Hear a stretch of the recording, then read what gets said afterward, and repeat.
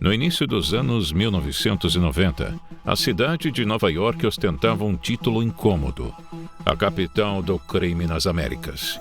A metrópole atingiu o ápice histórico da violência, registrando 2.245 homicídios em um único ano, uma medida alarmante de 6 assassinatos por dia, segundo dados do Departamento de Polícia de Nova York.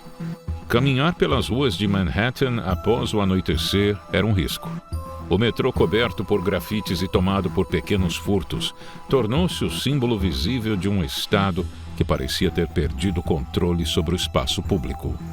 Reportagens da época publicadas pelo The New York Times retratavam uma população acuada, enquanto a imprensa internacional questionava se a cidade símbolo do mundo ocidental havia se tornado ingovernável.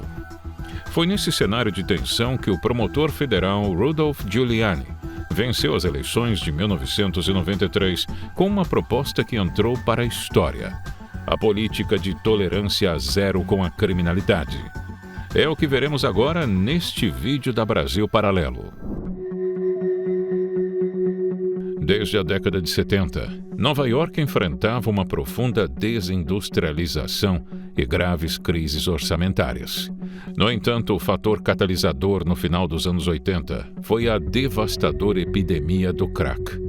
O surgimento da droga barata e altamente viciante fragmentou comunidades, alimentou guerras de gangues pelo controle de territórios e fez disparar os crimes patrimoniais e violentos. A gestão do então prefeito David Dinkins, eleito em 1989, enfrentava fortes críticas de setores da imprensa e da sociedade civil, que acusavam a administração de passividade diante da criminalidade crescente. O sentimento de desordem generalizada criou o ambiente político propício para as eleições municipais de 1993, transformando a segurança pública no tema central do debate eleitoral. Giuliani disse a uma emissora que começou a administrar o que chamou de capital do crime e a deixou como a cidade grande mais segura da América. No entanto, a política que ficaria conhecida como tolerância zero não nasceu com Giuliani. A expressão surgiu em um programa de segurança de Nova Jersey nos anos 1970, o chamado Safe and Clean Neighborhoods Program, ou Programa de Vizinhanças Seguras e Limpas, voltado a tirar policiais dos carros e colocá-los patrulhando a cidade a pé. O conceito que, de fato, sustentou a política de Giuliani veio de outro lugar. Em março de 1982, os pesquisadores e sociólogos James Q. Wilson e George Kelly publicaram na revista The Atlantic o artigo Broken Windows, Janelas Quebradas. A tese defendia que ignorar pequenos delitos como pichações, sujeira, vandalismo e consumo de drogas em público gera uma sensação de abandono e cria um ambiente propício que estimula a escalada da criminalidade. Giuliani foi eleito prefeito em 1993 com uma campanha centrada na ideia de retomar as ruas. Para operacionalizar essa visão, o prefeito nomeou William Bratton como comissário de polícia. Bratton revolucionou a gestão policial ao introduzir o CompStat, um sistema pioneiro de mapeamento estatístico que analisava manchas de criminalidade em tempo real, cobrando metas diárias de produtividade dos comandantes de batalhão. Juntos, eles aplicaram a tolerância zero na aposta de que isso preveniria crimes maiores. Na prática, fizeram uma repressão sistemática a pequenos delitos como a sonegação de passagens no metrô, mendicância, os limpadores de para-brisa, vandalismo, embriaguez pública, entre outros. Os resultados divulgados pela própria prefeitura foram expressivos.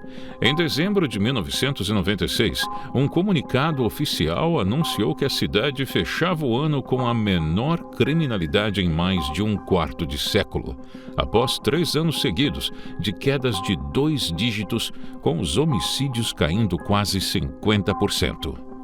Em 1998, outro balanço oficial informou uma queda de 49,3% na criminalidade geral e de 69,3% nos homicídios desde 1993, com a taxa de assassinatos no menor patamar em 32 anos. Olhando a década inteira, dados citados pelo NBER, sigla para Escritório Nacional de Pesquisa Econômica, mostram que o crime violento caiu mais de 56% na cidade, contra cerca de 28% no país como um todo, enquanto os crimes contra o patrimônio recuaram 65% em Nova York, frente a 26% nacionalmente. Durante os 8 anos em que Giuliani foi prefeito, os roubos tiveram queda de 67% e as agressões graves de 28%. Esses números viraram objeto de disputa acadêmica e jornalística sobre causa e efeito, gerando controvérsias. Um relatório do Departamento de Justiça americano sobre o caso nova-iorquino observou que, no mesmo período em que a criminalidade caía, as reclamações de cidadãos aumentaram muito, assim como os processos por má conduta policial e uso abusivo da força. A política também ficou associada ao chamado Stop and Frisk, parar e revistar, que se tornaria o símbolo maior da era de tolerância zero.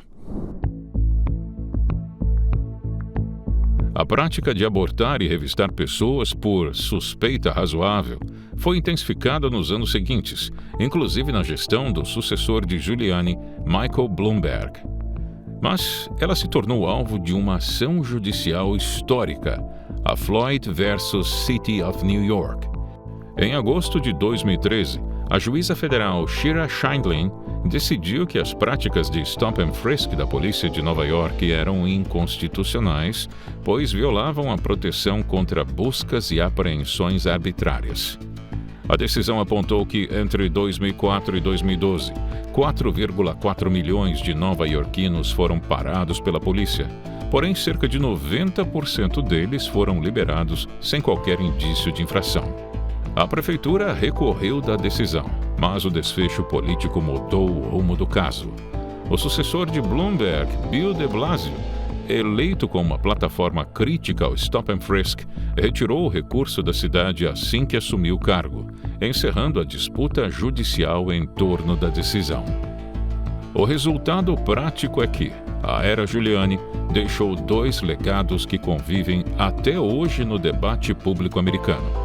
De um lado, a queda histórica e bem documentada da criminalidade em Nova York nos anos 90, hoje usada como referência por defensores de políticas de segurança linha dura. Do outro, um debate nunca totalmente resolvido sobre quanto desse resultado se deve diretamente às políticas de tolerância zero e a questão em torno do custo social relativos ao abuso policial. Apesar das controvérsias sobre o peso exato de cada fator, o modelo nova-iorquino tornou-se uma referência global em debates sobre criminalidade. Essa história reflete um problema comum ao nosso país: a crise da segurança pública que afeta todos os lados do espectro político. No Brasil de hoje, quase 300 mil criminosos que deveriam estar presos vivem livres. A segurança que deveria ser sua está com as pessoas erradas. Só o crime está seguro. Para entender tudo sobre a criminalidade no Brasil, assista gratuitamente Entre Lobos 2026, a maior produção já feita sobre a segurança pública no país. Mais de 50 especialistas vão revelar pela primeira vez o retrato falado do crime em uma investigação definitiva. Toque no link da descrição deste vídeo ou escaneie o QR Code que está aparecendo na tela e garanta seu lugar na estreia gratuita. Uma produção da Brasil Paralelo sobre a profunda crise de segurança pública que corrói o nosso país.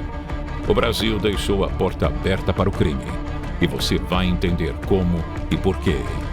Não fique de fora do debate que vai chocar o país. Temos um encontro marcado, dia 30 de julho, na estreia de Entre Lobos 2026. A investigação definitiva sobre por que o Brasil se tornou um dos países mais perigosos do mundo. Nós contamos com você e até breve.